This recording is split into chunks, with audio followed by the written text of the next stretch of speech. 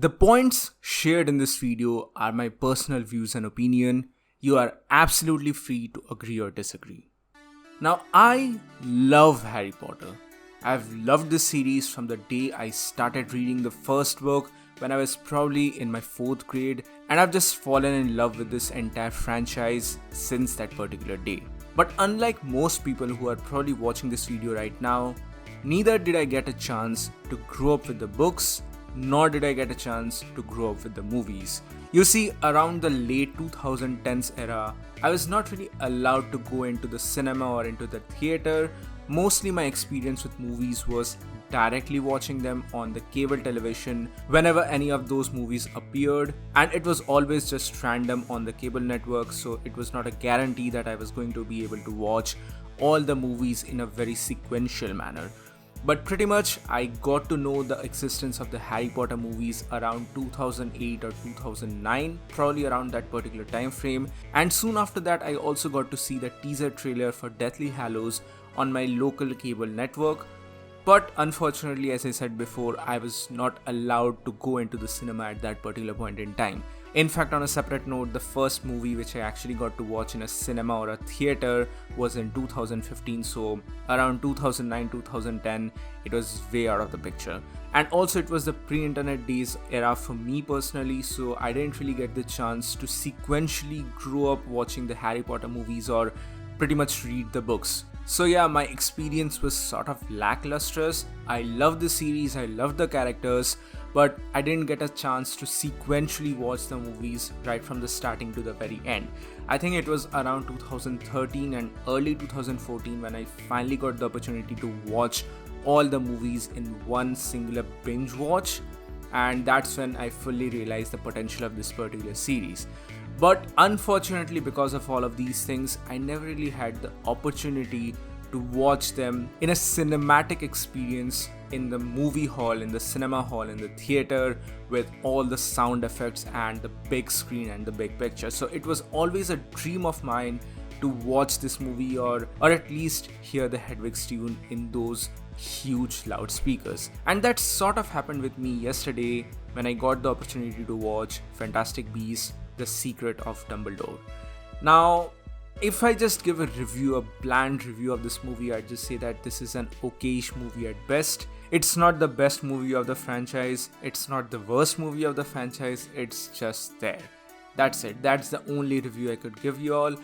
But rather, I just want to share my overall experience with you all in this particular regard, because technically this is the first Harry Potter movie which I got to witness in the cinemas, in the theater. Now, a couple of months back, I made a video talking about how Secrets of Dumbledore is essentially a nostalgia bait. I was pretty much aware of it, but still I actually decided to watch this movie about 10 days after its initial release, and here I am today. So, Secret of the Dumbledore, how is it as a movie? As I said before, it's a bland movie, and the biggest issue here stands in the form of its naming and branding. The Fantastic Beast started off very well with the first movie, with Newt Scamander as the protagonist, as the main character. It was really interesting to see the other side of the wizarding world from the perspective of a magizoologist. But unfortunately, through the second and this third movie as well, we are heavily deviating from the initial premise of this particular franchise of seeing an other aspect of the wizarding world. But unfortunately, right now we are re-entering into the familiar Hogwarts territory with an obvious nostalgia bait. Now, I know all of these things, but still I just couldn't resist myself from watching this movie because I just wanted to see Hogwarts once again, and I'm pretty sure that that is what Warner Brothers is actually trying to capture here. The nostalgia bait is definitely very high, and it would have been really better if they wanted to do a separate Dumbledore backstory or a separate Grindelwald backstory from the founding years of Hogwarts leading up to the modern times without Harry Potter present in itself. At the same time, let the Fantastic Beasts series be a separate series of its own, when Newt Scamander goes around the world seeking into the various different magical creatures and mystical creatures.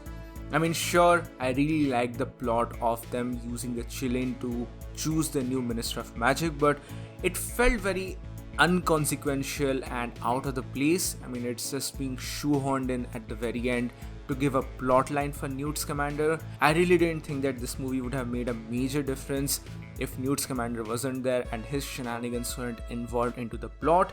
This could have been very easily a basic story about Dumbledore and Grindelwald delving into their past and their complicated relationships as well. Also, the entire Johnny Depp situation is also very messed up. I really feel sad even today that he did not get what he deserved. It's just sad to see him not getting to execute this character to its truest potential.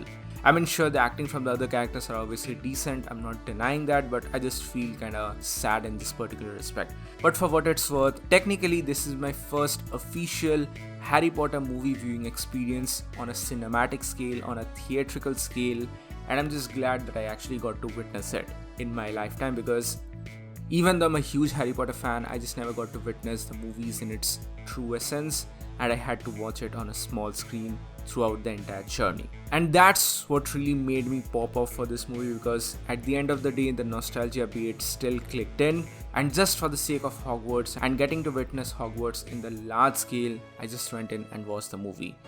If anything, if I have to actually give a rating for this, I'd say that this is a B- or a B, or if you are ranking it on a scale of 10, then I'd say that this is maybe a 6.5, just that's it. Pretty much that's it. So that's it for today, guys. Thank you so much for watching. This was a quick video in regards to Secrets of Dumbledore, and again, all of this is my personal opinion. You are free to agree or disagree with all of these things. With that being said, thank you so much for watching, guys. Please give this video a thumbs up if you like it, share it with your friends, and subscribe to the channel for more. This is WhyZ, and I'll see you all on the next one.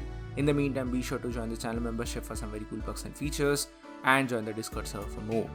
See you all on the next video.